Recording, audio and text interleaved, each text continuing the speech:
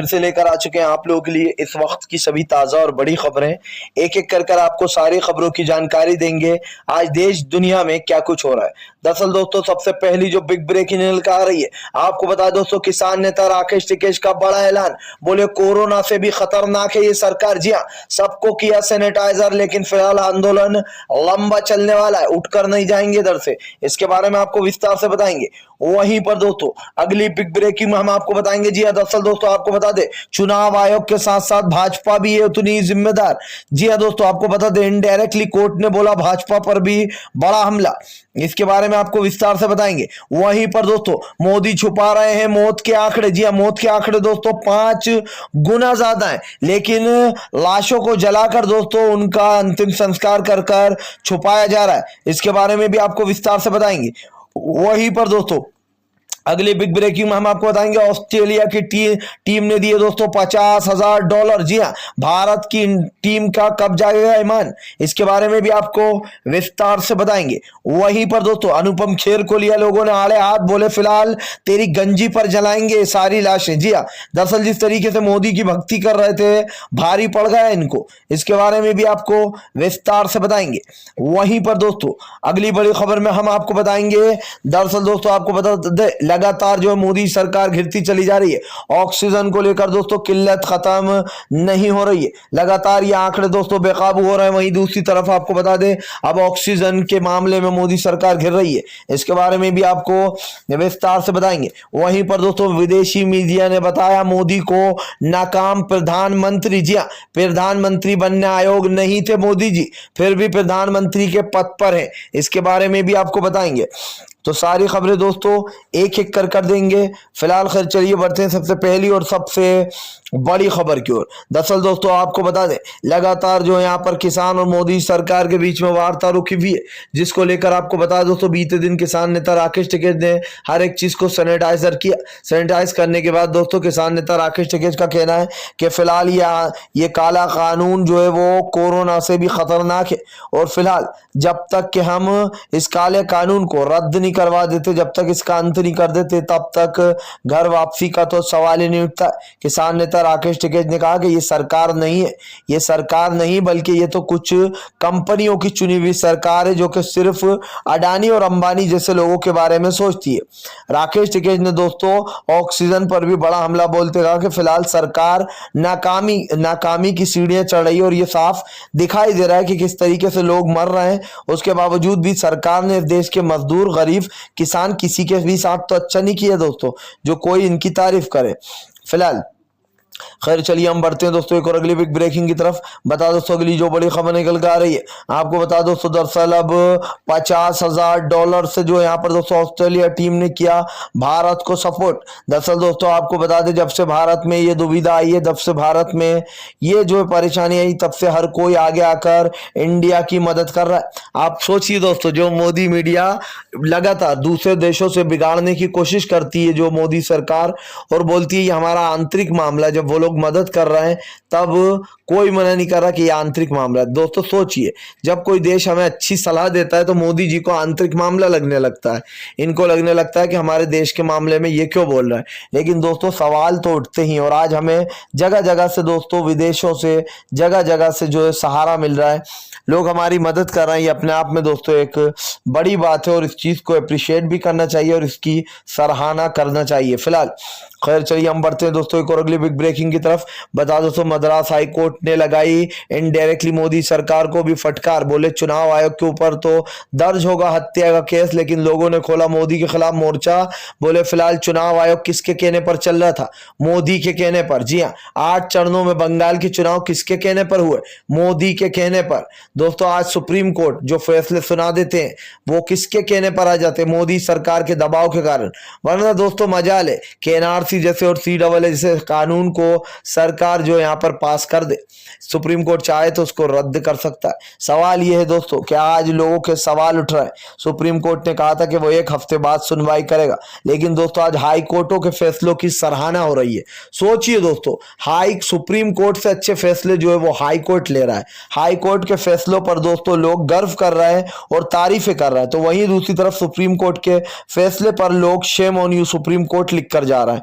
ये दोस्तों सोचिए, दुनिया का बोल रहा हूं, हमारे इंडिया का सबसे बड़ा उच्च न्यायालय सुप्रीम कोर्ट में अगर ऐसे फैसले लिए जाएंगे तो लोगों के सवाल तो उठेंगे ही, और फिर सवालों के घेरे में सुप्रीम कोर्ट के जज भी आएंगे जिन पर दबाव डाला जाता है, और मोदी सरकार दोस्तों अपने तरीके से काम कराती है। फिलहाल खैर चलिए हम बढ़ते हैं दोस्तों एक और अगली बिग ब्रेकिंग की तरफ। बता दोस्तों, मोदी भक्त अनुपम खेर को लोगों ने लिया आड़े हाथ, बोले अब तो शर्म कर ले टकले। जी हाँ, लोगों की जान जा रही है और तुम अभी भी मोदी भक्ति में लीन हो। दरअसल दोस्तों आपको बता दें, कल अनुपम खेर ने एक ट्वीट करते हुए कहा था कि बहुत सारी मौतें हो रही हैं, बहुत सारी जाने जा रही हैं, मैं जानता हूं और मुझे बहुत दुख भी है। यानी कि अनुपम खेर का दोस्तों एक तरीके से ये कहना है कि मैं जानता हूं मोदी की वजह से बहुत सारी जाने जा रही हैं और मोदी की वजह से ही कई लोग अपनी जान गंवा चुके हैं, लेकिन जो है आएगा तो मोदी। सोचिए दोस्तों, भक्ति की भी हद हो गई है।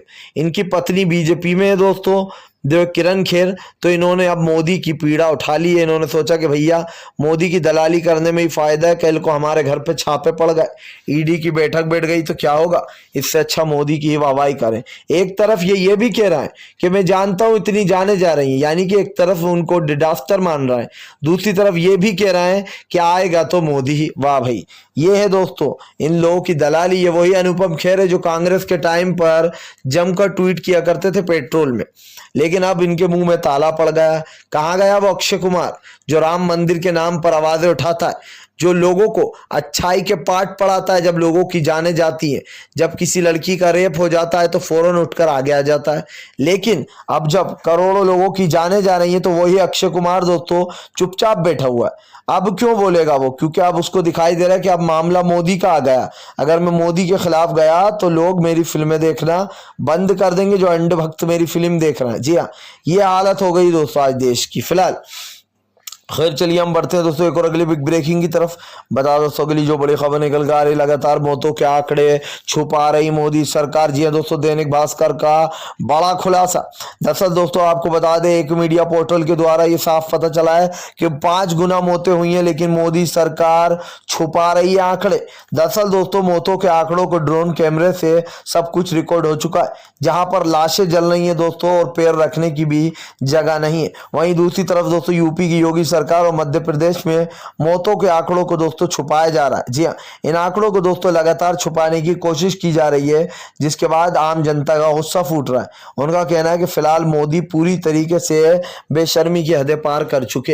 एक तरीके से डिजास्टर प्रधानमंत्री तो साबित हुए ही हुए दोस्तों, लेकिन अब मौतों के आंकड़ों को भी छुपाया जा रहा है। क्यों छुपाया जा रहा है? क्योंकि भाई लोगों के सामने असलियत ना आए।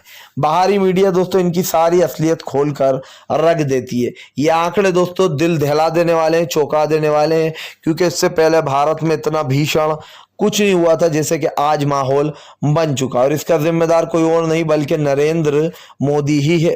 और दोस्तों मोदी जी को अब भी शर्म नहीं आ रही है, अब भी शर्म नहीं आ रही है। और अभी भी दोस्तों आपको बता दें कि जो देश में हालात बने वो काफी गंभीर हैं, और उन हालातों को दोस्तों भुलाया नहीं जा सकता।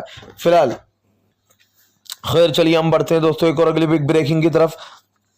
बता दोस्तों अगली जो बड़ी खबर निकल के आ रही है, आपको बता दें देश में उठ रही मोदी के इस्तीफे की मांग। सोशल मीडिया पर लोगों ने उठाई मांग, बोले फिलहाल तत्काल में कर दें रिजाइन। जी अगर जरा सी भी शर्म बची अब मोदी जी में, और अगर देश का भला चाहते हैं तो अपना रिजाइन लेटर खुद ही हाथ में दे दे।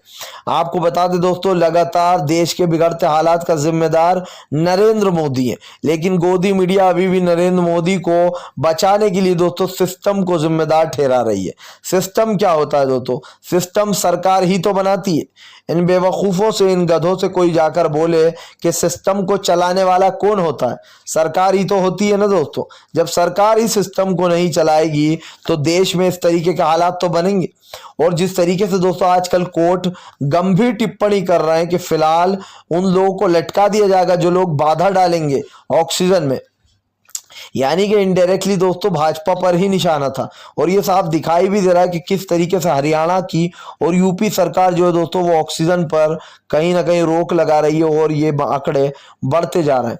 आपको बता दें राहुल गांधी ने बड़ा हमला बोलते कहा कि फिलहाल राजनीति कर रही है भारतीय जनता पार्टी। भारतीय जनता पार्टी चाहे तो सबको ए से लेके जेड तक फ्री में वैक्सीन लगाए, लेकिन फिलहाल इनकी दोस्तों राजनीति चल रही है। इनको दोस्तों चुनावी रैलियों में कोरोना वैक्सीन की याद नहीं आती है। वहां पर ये बोलते हैं कि फ्री में सबको वैक्सीन देंगे। बिहार में फ्री वैक्सीन का वादा करा था, गायब हो गई। सवाल ये है, चुनावी रैलियों में इनको कोरोना की गाइडलाइंस याद नहीं आती है।